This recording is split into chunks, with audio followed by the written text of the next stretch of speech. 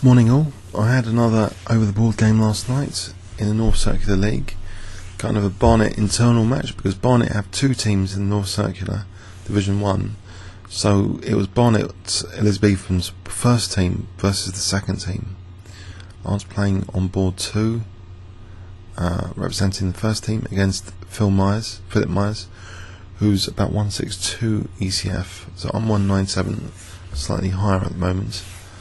On the new half-year grading scheme, so it's going to be every 6 months now, the new grades. So I think it's going to be in January when I'll see my next grade. So anyway, he played as white c4, and okay, I thought maybe King's Injured, but keep my options open. I'll play knight f6 anyway.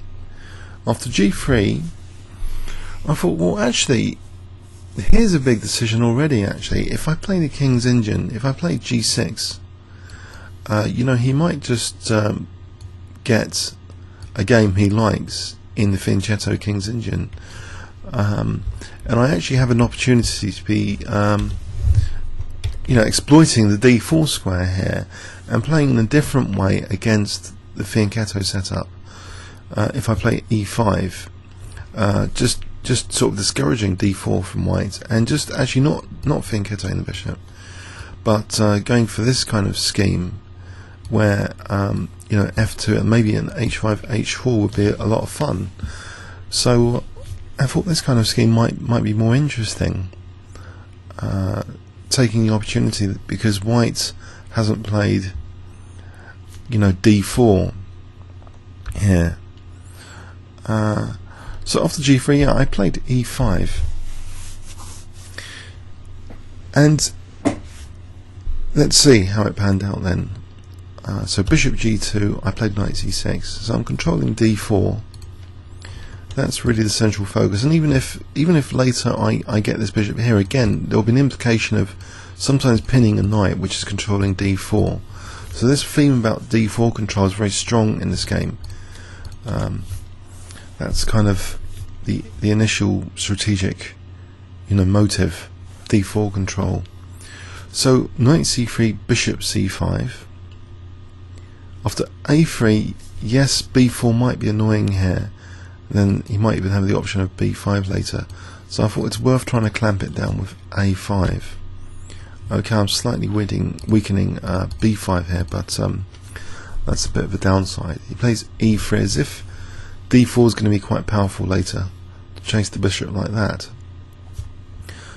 Anyway, d6, with the idea that if he does play for this kind of setup, I can try and discourage d4 with bishop g4. So knight ge2, and indeed I play bishop g4 here.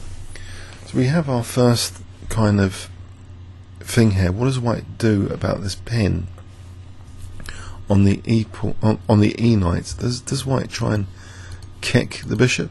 In fact, I just would like to see from a technical analysis point of view, should white have really kicked the bishop here?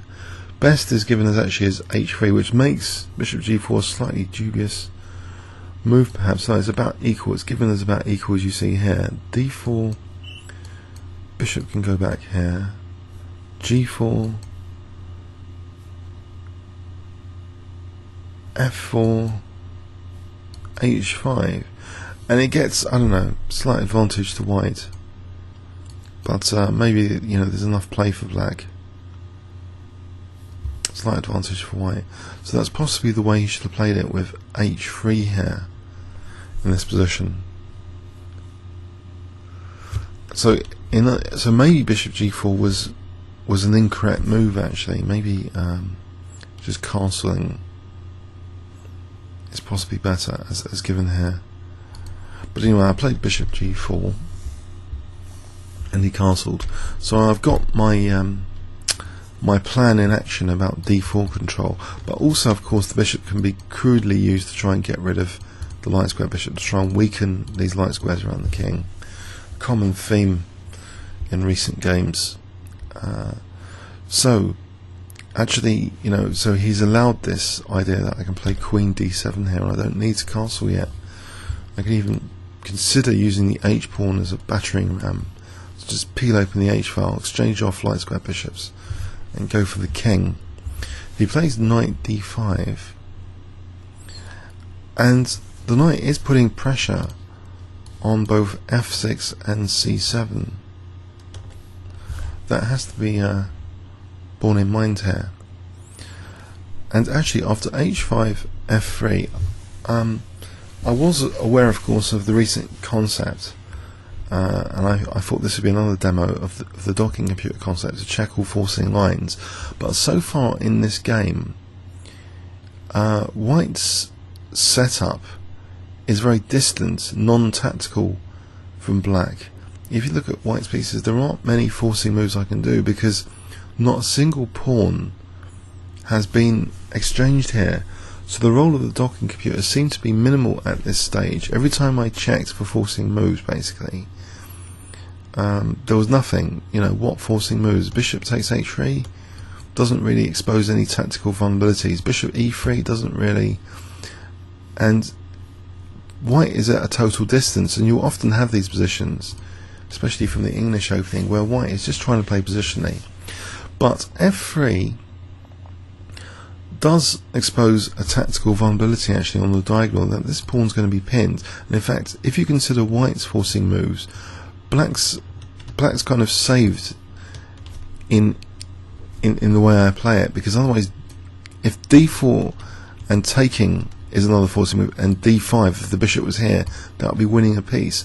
So if I'm considering bishop e6, I don't want to be losing a piece. So from Black's point of view, it's important not to consider the forcing moves, to make sure not losing a piece. So bishop e6 here, but also there's another aspect to consider here, that this knight is tactically quite dangerous, not just because of knight takes f6 check. So if I had played bishop h3, then this might be a terrible mistake. Might be, I say, but during the game we found it wasn't so clear cut. That taking followed by knight c7 would appear to be winning the exchange, but that's not the end of the story. In fact, let's check this out here. According to the engine, it might be the end of the story. Knight takes. Right, but here, knight takes a8. We thought that h4 was interesting.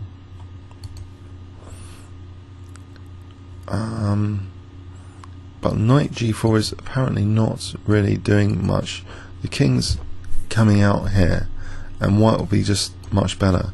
So in fact, bishop h3 is to be avoided, because this knight is actually eyeing c7 here. So bishop takes h3 would technically be winning for white. We had seen some variations which were quite dangerous. I think knight g4 was also tried in our post-mortem, but white has moves just to defend. Rook f2, that's the end of that. So basically, the best move probably here after f3 is the retreat bishop e6, or bishop f5 is also possible. So either, in fact, bishop f5 is given more weighting here. So anyway, I played bishop e6. So really, we have a position where it was difficult to use the docking computer concept. Very difficult at the moment, but only useful. But all of a sudden, it was useful to make sure I wasn't losing for bishop h3. So that's pretty good. Anyway, d4. And I'm not losing because of d4, because we have this pin on the d pawn. Once I take here and retract the bishop, as long as that d pawn's kept pinned, then d5 won't be a problem after knight takes f6 and d5. So I took on d4. It's very important to take here. So if bishop a7, knight takes, and then d5 would be embarrassing. So it's important to take, and it does lead to shattered pawns now, actually, after knight takes, g takes. But with shattered pawns, you know, structure is often compensated by piece quality and time.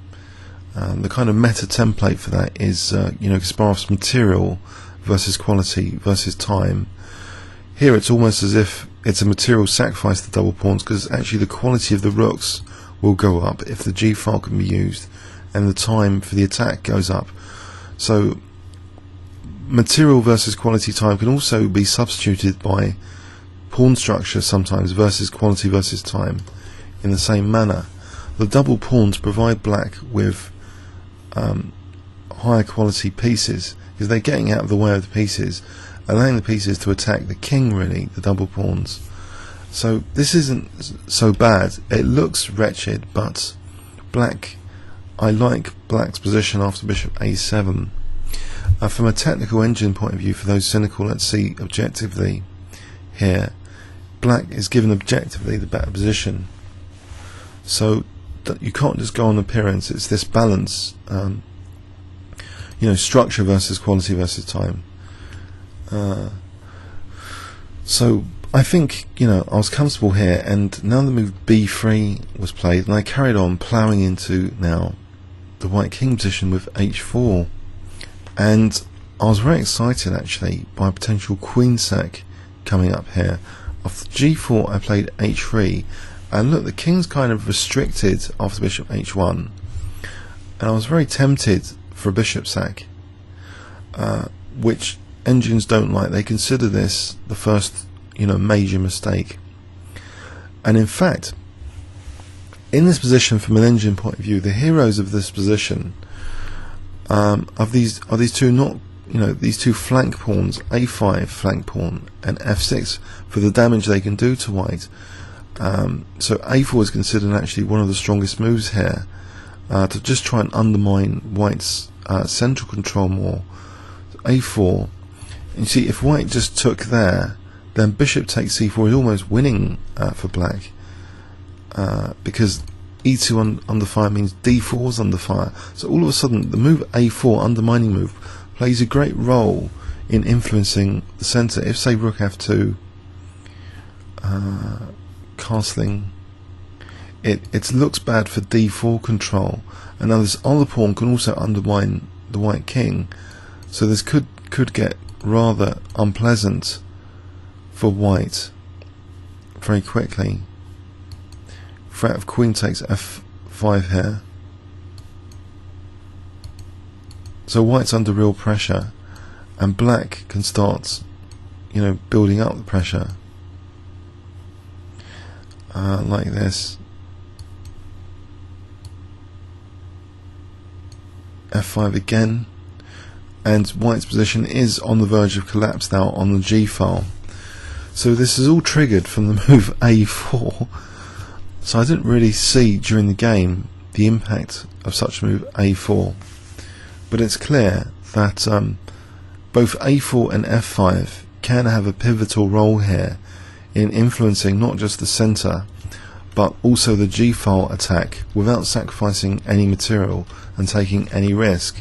Just the use of decentralized kind of pawns to just undermine white's position. So a4, the original point of playing a5 was to clamp down on white's playing b4, so to use it as a pawn sack here for undermining the pawn chain is kind of a nifty feature which the brute force of engines picks up on. So anyway, in the game I was magnetised actually by the potential of a beautiful queen sack, so I played bishop takes g4, giving up a whole bishop to tear up white's king safety, or so I perceived it as doing. So after taking queen takes g4, I was dearly hoping and quite excited by the idea that white would play knight g3 here. In fact, if white plays knight g3 here, let's just make sure about this.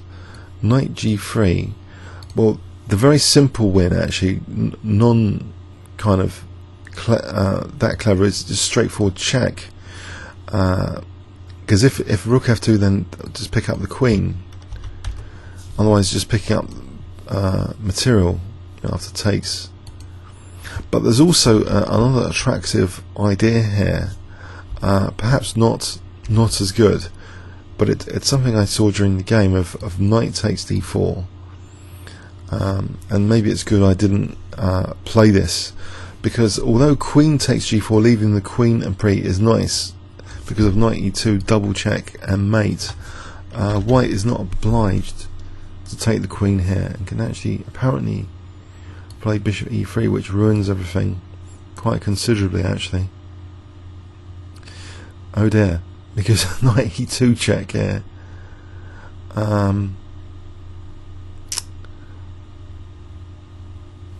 White doesn't even have to take with the queen, losing the bishop in that line.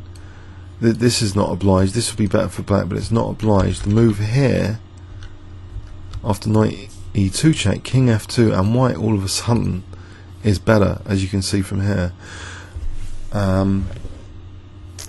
So the king is doing very delicate moves to just win this position, actually. Literally win the position by walking away.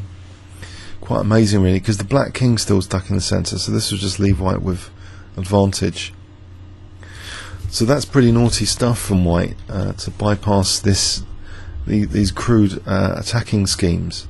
Fortunately for me, the opponent, well, the first surprise actually, the opponent did use one of these computer-like moves by not playing knight g3, playing king f2. So that's actually a good, very good move.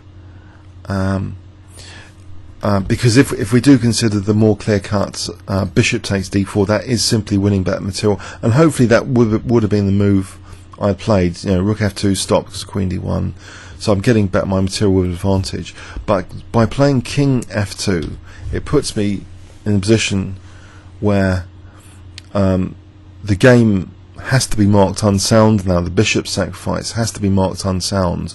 The technical alternative of a4 was much superior, and you can say that if the opponent was much stronger, then you want to play without risk, and you don't want to sack a bishop. You just want to play the move a4 here, or just maybe even castling an f5, simple stuff like that.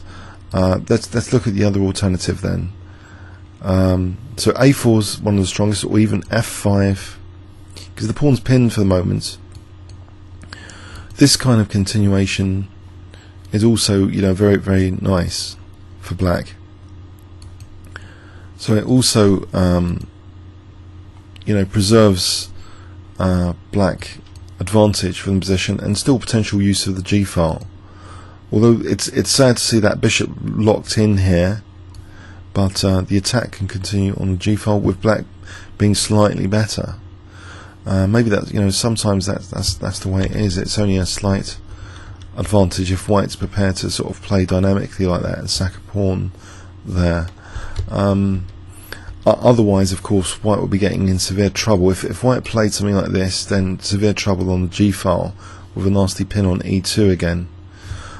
So with careful play, white can end up with just a minimal disadvantage after f5, but with careful play after a4, it's much, much trickier. White would still end up with a clear disadvantage in this position. So anyway, the way it went, you know, I ended up sacrificing a bishop for what I thought was a beautiful idea, but the rude awakening was these king moves.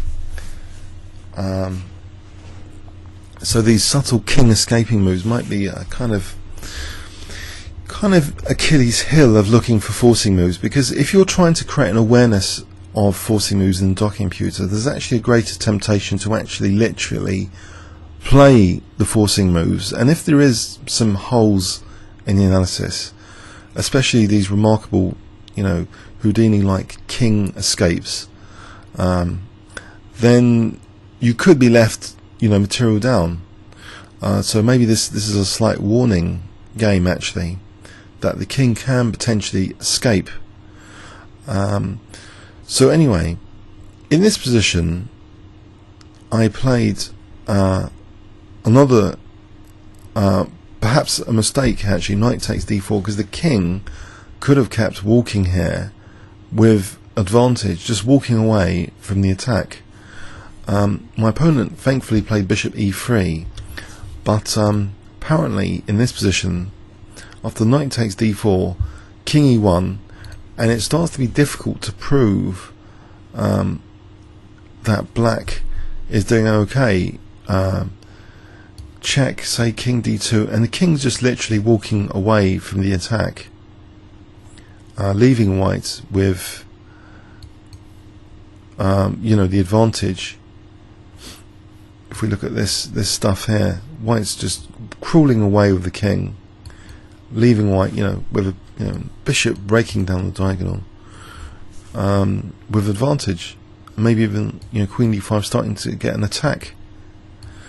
So thankfully I'm not playing against an engine, because it would be proven quite unsound, this thing, then at the moment. Thankfully the opponent started blundering, so bishop e3, and again there's a nifty king maneuver though. I played check, expecting hoping for knight f4, which was played, thinking actually that king e1 was unplayable because of knight c2 check and bishop e3. The sick thing about this though is, again, king e1 is actually playable in this position.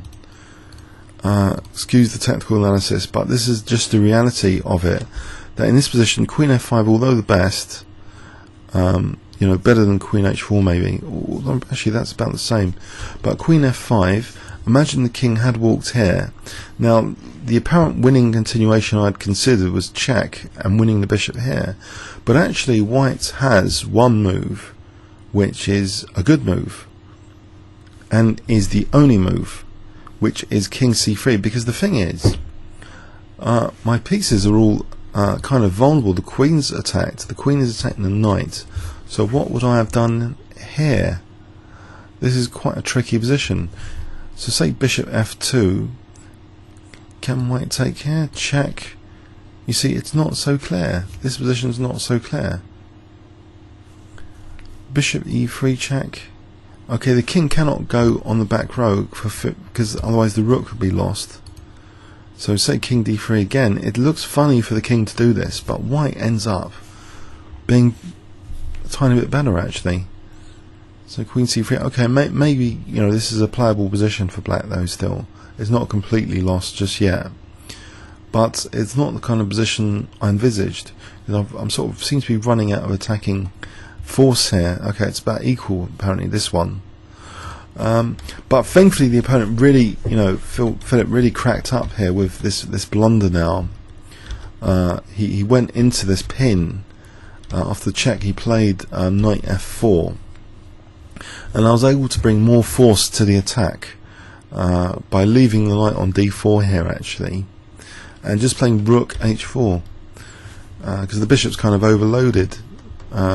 On f4 there's that nice pin bringing in the rook, and it looks to be quite crushing now, whatever white does, for the first time in the game. So he played rook e1, and now I can castle queenside to get out of any discovered checks, and white's really in severe trouble here. He played actually queen d2, and here we see again the importance of the docking computer concept being turned on, because I did actually calculate that if knight takes b3, which appears forcing, white has a nasty, perhaps nasty, forcing move, bishop takes b7 check, which he was aware of, because if king takes, then maybe rook b1, but even here it's tricky because I've got a4, or alternatively in this position I can even consider king d7. Let's just check this out. So this isn't all over either. King takes b7. If rook b1, in fact rook takes f4. There's even no time for that. But I think a4 is also doing the job here.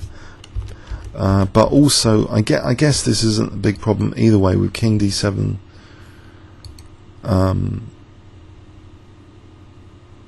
If king takes, even this variation is going to be okay for black, but better for black.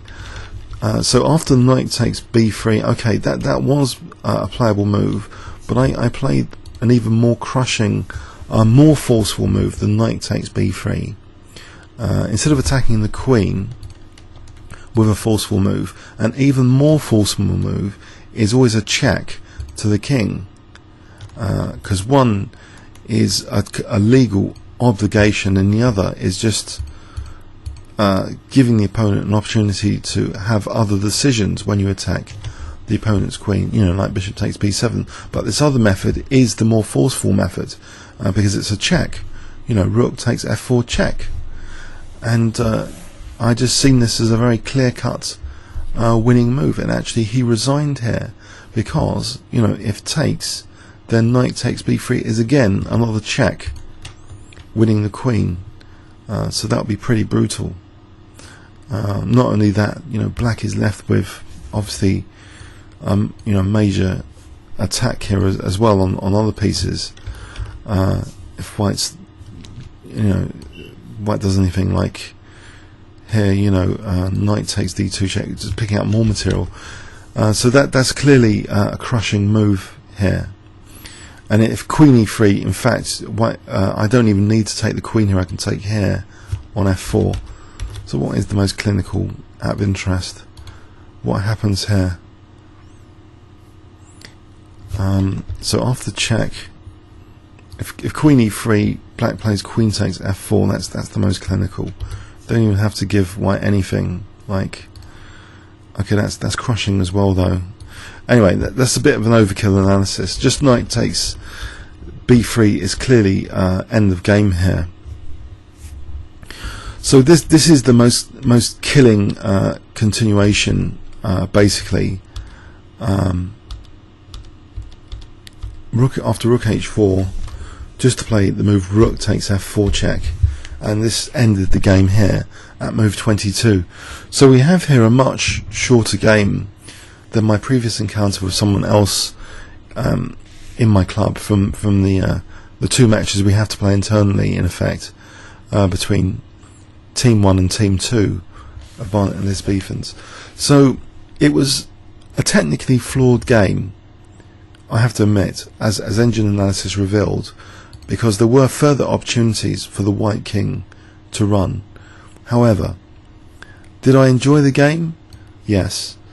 In fact, checking the game for accuracy at chess post reveals my accuracy for black at 95.5% with a mean error of 0.088. Blunder 0, but there was a mistake. The bishop takes g4 is considered actually a question mark move. Agreement with Houdini at depth 12, 63.6%. So I'm quite pleased with the overall accuracy of the game. It's just the bishop sack was unnecessary. In fact, Alex, my good friend Alex, had commented that intuitively I think he sensed the inaccuracy of the game, and saying, what if the white king had managed to escape? I'd just be a piece down. That is true. That is true. So if you can look at your kind of flank pawns and stuff like that for without losing material, just undermining the opponent's position free of charge in effect with moves like a4 and f5, then I'd recommend that. If you want to take your games to the limit against strongest play, don't get too magnetized by potentially beautiful double checkmate continuations. And I was magnetized by that idea of leaving the queen on g4 for this knight takes d4, which is not even sound. It's not even sound, as the variations showed. So bishop takes g4 is not a sound continuation. It was just a tempting continuation. Technically best a4, second best f5, and they also work together, a4 and f5, to help undermine d4 control or the g file respectively. But no, bishop takes g4. It does leave white's king exposed and prone to errors which are very, very costly, though. That's the thing. When you do rip open the opponent's king position like this, if they're not going to play accurately, then the game can be over pretty quickly, as this game demonstrated. So knight f4, major inaccuracy, not trying to run with the king, and it's just end of game now. It really is just end of game after rook takes f4 check. Hope you enjoyed it. Comments or questions on YouTube. Thanks very much.